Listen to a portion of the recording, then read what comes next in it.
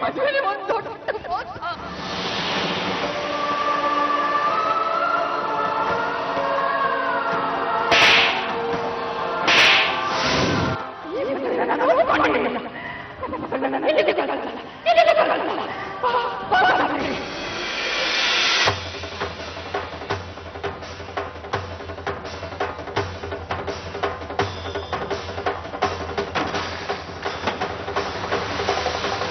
ನೀನ್ ಬಿಟ್ಟು ಬದುಕೋ ಶಕ್ತಿ ಇಲ್ಲ ನನಗೆ.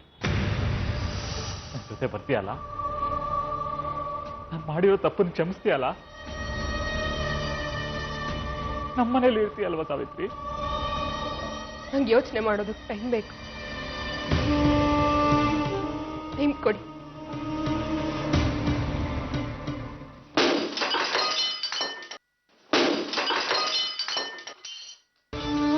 ನಂಗೆ ಯೋಚನೆ ಮಾಡೋದಕ್ಕೆ ಟೈಮ್ ಬೇಕು.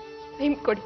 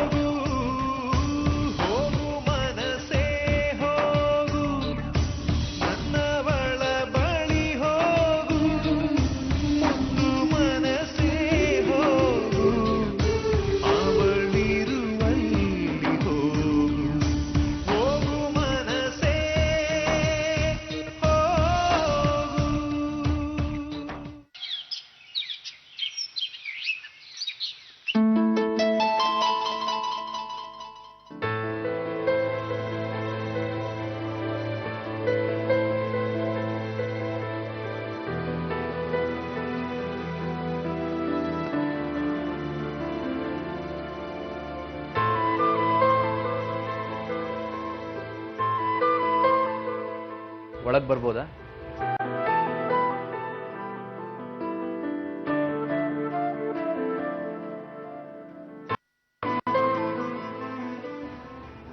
ನಿನ್ನನ್ನು ರೇಗಿಸೋದಿಕ್ಕೋ, ತಮಾಷೆ ಮಾಡೋದಿಕ್ಕೋ, ಅಥವಾ ಆಫೀಸ್ ವಿಷಯ ಮಾತಾಡೋದಿಕ್ಕೋ ನಾನು ಇಲ್ಲಿಗೆ ಬರಲಿಲ್ಲ.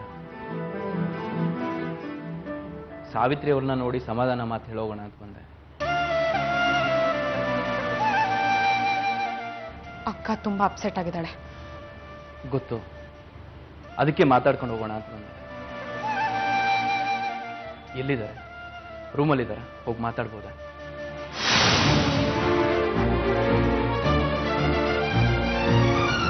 ಬನ್ನಿ ಸಾವಿತ್ರಿ ಅವರೇ, ನಿಮ್ಮ ಹತ್ರ ಮಾತಾಡಿ ಧೈರ್ಯ ಹೇಳೋಗೋಣ ಅಂತ ಬಂದೆ. ನನಗೆ ಯಾರ ಸಾಂತ್ವನನೂ ಬೇಕಾಗಿಲ್ಲ. ನೀವು ಈ ರೀತಿ ಮಾತಾಡ್ತಿರೋದಕ್ಕೆ ಕಾರಣ ನಾನಲ್ಲ, ನಮ್ಮ ಮಮ್ಮಿ ಅನ್ನೋದು ನನಗೆ ತುಂಬಾ ಚೆನ್ನಾಗಿ ಗೊತ್ತು. ಈ ವಿಷಯವಾಗಿ ನಾನು ಅವ್ರ ಹತ್ರ ಜಗಳ ಆಡಿದ್ದೀನಿ. ಅವ್ರಿಗೆ ನಿಮ್ಮ ಮೇಲೆ ಕೋಪದ್ವೇಷ ಏನೇ ಇರ್ಬೋದು, ಆದ್ರೆ ಮಂಟಪದಲ್ಲಿ ತಾಳಿ ಕಟ್ಸ್ಕೊಂಡು ಕೂತಿರೋ ಸಮಯದಲ್ಲಿ ಇಂಥ ರಂಪ ನಡಿಬಾರ್ದಾಗಿತ್ತು.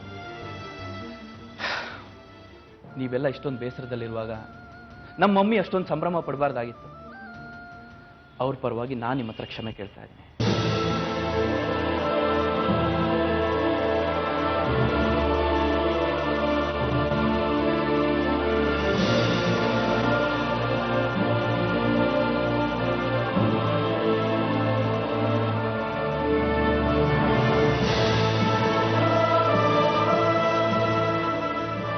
ನಾನೇನೇ ಮಾತಾಡಿದ್ರು ನಿಮ್ಗೆ ನಾಟಕ ಅಂತ ಅನ್ಸ್ಬೋದು. ನಾನೇನು ಜಾಸ್ತಿ ಮಾತಾಡೋದಕ್ಕೆ ಇಷ್ಟಪಡೋದಿಲ್ಲ. ಸತ್ಯ ನನ್ನ ಗೆಳೆಯ, ಅವನೇನು ಅಂತ ನನಗೆ ತುಂಬ ಚೆನ್ನಾಗಿ ಗೊತ್ತು. ಅವನಂತ ಹುಡುಗ ಸಿಕ್ಕಿರೋದು ನಿಮ್ಮ ಪುಣ್ಯ. ದಯವಿಟ್ಟು ಅವನನ್ನು ದೂರ ಮಾಡ್ಕೋಬೇಡಿ.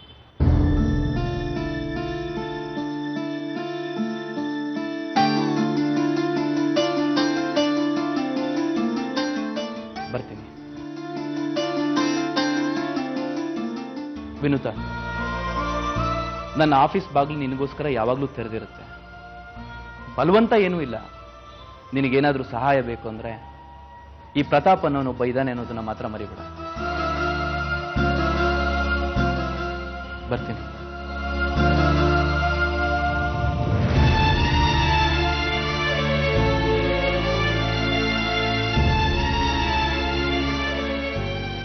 ಪ್ರತಾಪ್ ಅವರು ಮೊದ್ಲು ಒಳ್ಳೆ ವಿಲನ್ ತರ ಆಡ್ತಿದ್ರು.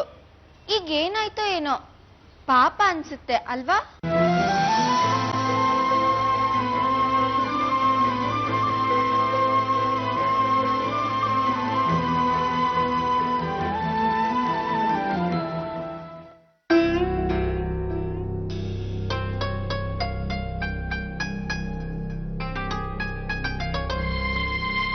ಸತ್ಯ, ಹೊಸಿ ಹಾಲು ಕುಡಿ ಮಗ. ಬೆಳಗಿಂದ ಏನೂ ತಿಂದಿಲ್ಲ ನೀನು. ಕುಡಿಲ್ಲ ಹಾಲು. ಬೇಡ ಕಣವ, ಮನ್ಸಿಲ್ಲ. ಹಂಗಂದ್ರೆ ಹೆಂಗ್ ಮಗ? ಆಯ್ತು, ನನ್ನಿಂದನೇ ತಪ್ಪಾಗೈತೆ. ಹಂಗಂತ ಉಪವಾಸ ಕುಂತ್ರೆ ಆಯ್ತದ?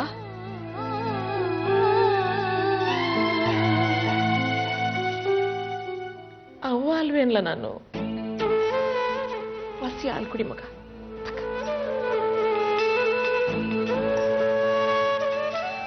ನೋಡು, ನಾನೆಲ್ಲ ಯೋಚನೆ ಮಾಡೀವ್ನಿ.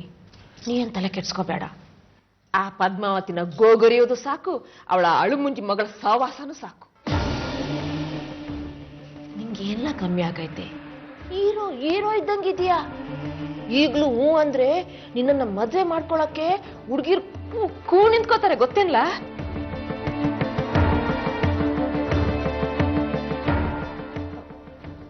ವರದಕ್ಷಿಣೆ ಹೆಚ್ಚು ಕಮ್ಮಿ ಒಪ್ಕೊಂಡ್ರಾಯ್ತು. ಯಾಕೆಂದ್ರೆ ನಿಂಗೆ ಮದ್ವೆ ಆಗೋದು ಮುಖ್ಯ, ಮನೆಗೆ ಸೊಸೆ ಬರೋದು ಮುಖ್ಯ ಅಲ್ವೇನ್ಲ?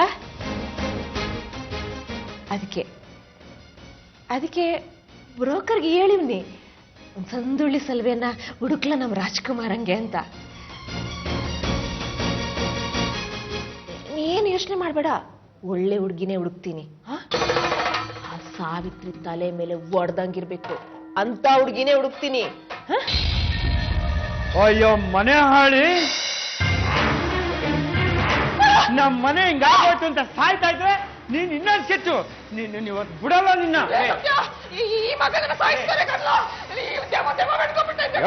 ನಡಿ ದೆವ್ವ ನನಗ್ ಮೆಟ್ಟಿದ್ಯಾ ನಿನಗ್ ಮೆಟ್ಟಿದ್ಯಾ ಅಂತ ಯೋಚನೆ ಮಾಡ್ತೀನಿ. ಅಲ್ಲ ಕಣಮ್ಮೆ, ನಾನ್ ಹಿಂಗ್ ಸಾಯ್ತಾ ಇದ್ರೆ ದೆವ್ವ ಮೆಟ್ಟಿದೆ ಅಂತ. ದೆವ್ವ ನನಗ್ ಮೆಟ್ಟಿದ್ರೆ ಏನಾಗೈತೆ ನಿಮ್ಮಿಬ್ರಿಗ?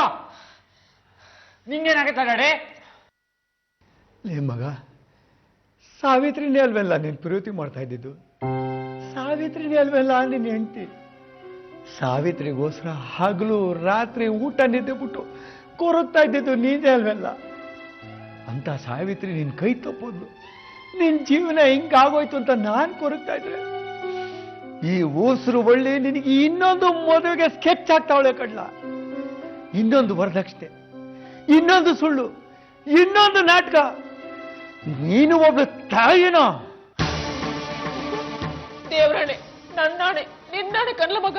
ನಾನು ಇನ್ನೊಂದು ಮದುವೆ ಆಗು ಅಂತಿರೋದು ವರದಕ್ಷಿಣೆಗೋಸ್ಕರ ಅಲ್ವೋ? ನೀನ್ ಸುಖವಾಗಿರ್ಬೇಕು ಅಂತ ಕನ್ಲ.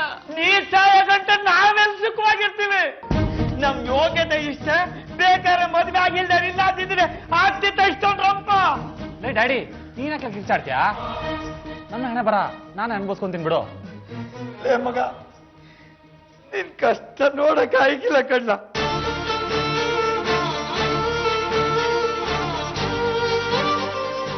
ಲೇ ಡ್ಯಾಡಿ, ನನ್ನ ಕಷ್ಟ ನೋಡೋಕ್ಕೆ ನೀವಿಬ್ರು ಹಿಂಗೆ ಆಗ್ತಿದ್ರೆ ಅನ್ಬೋತಿರೋ ನಾನು ಕಣ್ಲ. ನಾನು ಹೆಂಗೆ ಆಡ್ಬೇಕು ಹೇಳು? ನಾವು ಕಚ್ಚಾಡಿದ್ರೆ ಏನ್ ಬಂತು?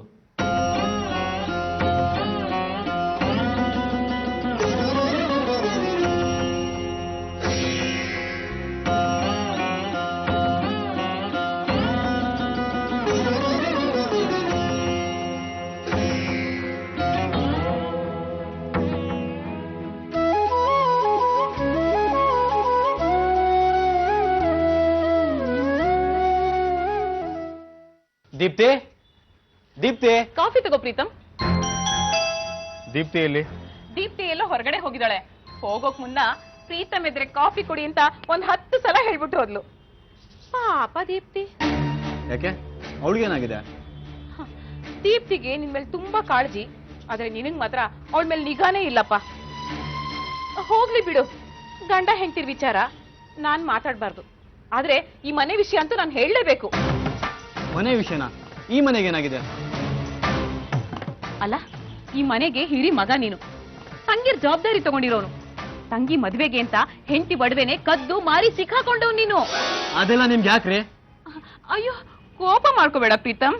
ಸಾವಿತ್ರಿ ಮದ್ವೆಗೋಸ್ಕರ ನೀನ್ ಎಷ್ಟೆಲ್ಲಾ ಕಷ್ಟಪಟ್ಟೆ ಅಂತ ಹೇಳೋದಕ್ಕೆ ಇದನ್ನೆಲ್ಲ ಹೇಳ್ಬೇಕಾಗ್ ಬಂತು. ಕಷ್ಟಪಟ್ಟಿಲ್ಲ ಅಂದ್ರೆ ಮದುವೆ ಮಾಡಕ್ಕಾಗತ್ತಾ? ಕರೆಕ್ಟು, ನೀನ್ ಎಷ್ಟೆಲ್ಲಾ ಕಷ್ಟಪಟ್ಟಿದ್ಯಾ. ಆದ್ರೆ ಆಳಿಯಂದ್ರು ಬೀಗ್ರು ಎಲ್ಲ ಸೇರಿ ಮೋಸ ಮಾಡಿದ್ರು ಅಂತ ನಿಮ್ ತಂದೆಗೆ ಗೊತ್ತಾದ್ಮೇಲೆ ನಿನ್ನನ್ ಕರೆದು ಕೂರಿಸ್ಕೊಂಡು ಮುಂದೆ ಏನ್ ಮಾಡ್ಬೇಕು ಅಂತ ವಿಚಾರ ಮಾಡ್ಬೇಕಾಗಿತ್ತಲ್ವಾ? ಚೋಟುದ್ದ ಇಲ್ಲ. ಆ ವಿನುತ ನಿನ್ನೆ ಮೊನ್ನೆ ಕೆಲ್ಸಕ್ಕೆ ಸೇರ್ಕೊಂಡ್ಲು ಅಂತ ಅವಳನ್ ಕೇಳಿ ತೀರ್ಮಾನ ತಗೊಂಡ್ರಂತೆ. ನಿನ್ನನ್ನು ಒಂದು ಮಾತು ಕೇಳ್ಬೇಕು ಅಂತ ಅನ್ನಿಸ್ಲಿಲ್ವಾ ನಿಮ್ಮಪ್ಪನಿಗೆ? ಮದುವೆ ಗಲಾಟೆಯಲ್ಲಿ ಟೈಮ್ ಸಿಕ್ಕಿರಲ್ಲ, ಇಲ್ಲ ಯಾವ್ದೋ ಟೆನ್ಷನ್ ಅಲ್ಲಿ ಮರ್ತಿರ್ತಾರೆ ಪಾಪ. ದೀಪ್ತಿ ಸರಿಯಾಗಿ ಹೇಳ್ತಿದ್ಲು, ನಿನ್ ಮನಸ್ಸು ತುಂಬಾ ಒಳ್ಳೇದು, ಅದಕ್ಕೆ ಈ ಮನೆ ಜನ ಎಲ್ಲ ನೀನು ದುರುಪಯೋಗ ಪಡಿಸ್ಕೊತಾ ಇದ್ದಾರೆ. ದೀಪ್ತಿ ಹಾಗನ್ಲ? ಹೌದು.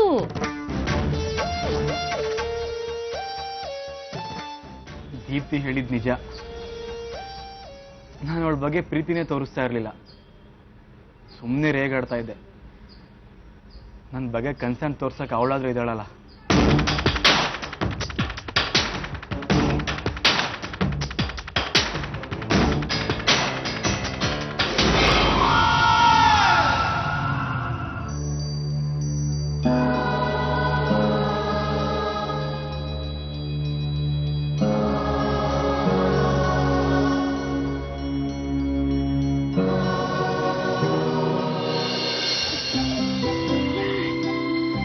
ಸರಿ, ಟೈಮ್ ಆಯ್ತು, ನಾ ಹೊರಡ್ತೀನಿ.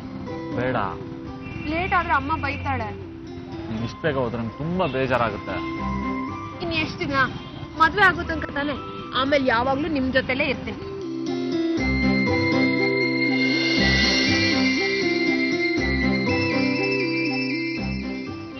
ಆದ್ರೆ ಈಗ ಬೇಜಾರಾಗೋದು ಹಾಗೆ ಆಗುತ್ತಲ್ಲ. ಸತ್ಯ ಪ್ಲೀಸ್, ಜಾಣ ಅಲ್ವಾ? ನಿಮಗ್ ಬೇಜಾರಾದ್ರೆ ನನಗ್ ಬೇಜಾರಾಗುತ್ತೆ, ನನಗ್ ಬೇಜಾರಾದ್ರೆ ನಿಮಗ್ ಸಂತೋಷನಾ? ಅದಕ್ಕೆ ಹೇಳಿದ್ದು, ಎಲ್ಲೂ ಹೋಗ್ಬೇಡ, ಇಲ್ಲೇ ಇದ್ಬಿಡು. ಎಲ್ಲಿ ತನಕ? ನಮ್ಮ ಮದುವೆ ಆಗೋ ತನಕ ಅಷ್ಟೇ. ಆಮೇಲೆ ನಮ್ಮಮ್ಮ ಬಂದು ನಿಮ್ ಹಲ್ ಮುರಿತಾರೆ, ನಿಮ್ಮಮ್ಮ ಬಂದು ನನ್ನ ಹಲ್ ಮುರಿತಾರೆ.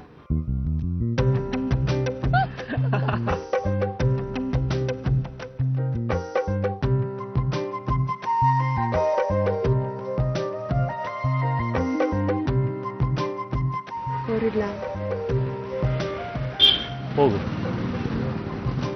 ಇವತ್ತು ಬಿಡ್ತೀನಿ. ಆದ್ರೆ ಒಂದ್ಸಲ ತಾಳಿ ಕಟ್ಟಿದ್ಮೇಲೆ ನೀನಾಗೆ ಹೋಗ್ತೀನಿ ಅಂದ್ರೆ ನಾನು ಹಲುದ್ರು. ಆಯ್ತು, ಮದ್ವೆ ಆದ್ಮೇಲೆ ದಿನ ಪೂರ್ತಿ 24 ಗಂಟೆ ನಿಮ್ಗೆ ಫೆವಿಕಾಲ್ ಅಂಟ್ಕೊಂಡ್ ಹಾಗೆ ಅಂಟ್ಕೊಂಡಿರ್ತೀನಿ.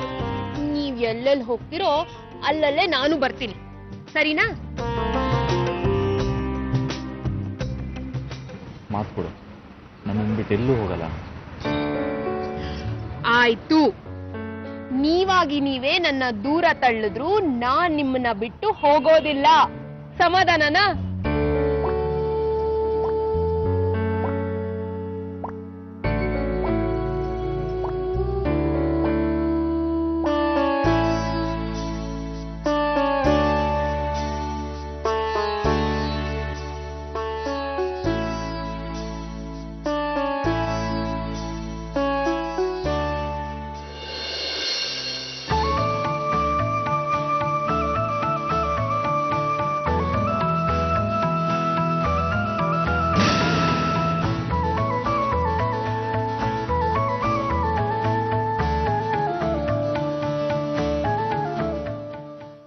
ಸಾವಿತ್ರಿ,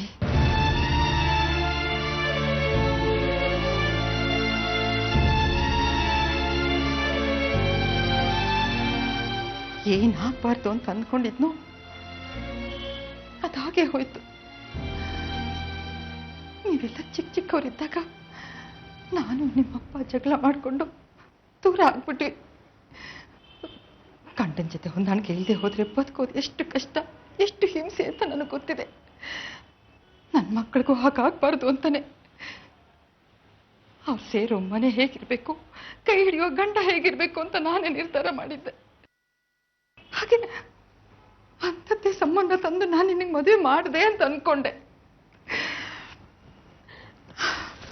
ಮೋಸ ಹೋಗ್ಬಿಟ್ನಮ್ಮ, ನಾನು ಮೋಸ ಹೋಗ್ಬಿಟ್ಟೆ. ಕಣ್ಣಿಗೆ ತಪ್ಪಿದ್ದೆ ಅಲ್ಲ. ಈಗ ಯಾಕಮ್ಮ ಮಾತೆಲ್ಲ? ಇದ್ರಲ್ಲಿ ನಿನ್ ತಪ್ಪೇನು ಇಲ್ಲಮ್ಮ. ಹಣೆಲ್ ಬರ್ದಿತ್ತು, ಆಯ್ತು.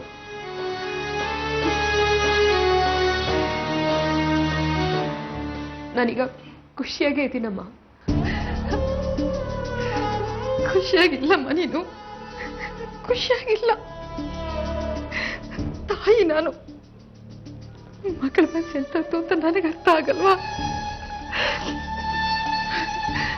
ಸಾವಿತ್ರಿ, ನಾನು ನಿನಗೆ ಒಳ್ಳೆ ಬಾಳ್ ಕೊಡಕ್ಕೆ ಆಗ್ಲಿಲ್ಲ ಅಮ್ಮ, ಕೊಡಕ್ಕೆ ಆಗ್ಲಿಲ್ಲ. ನನ್ನ ಕ್ಷಮಿಸ್ಬಿಡು ತಾಯಿ, ನನ್ನ ಕ್ಷಮಿಸ್ಬಿಡು.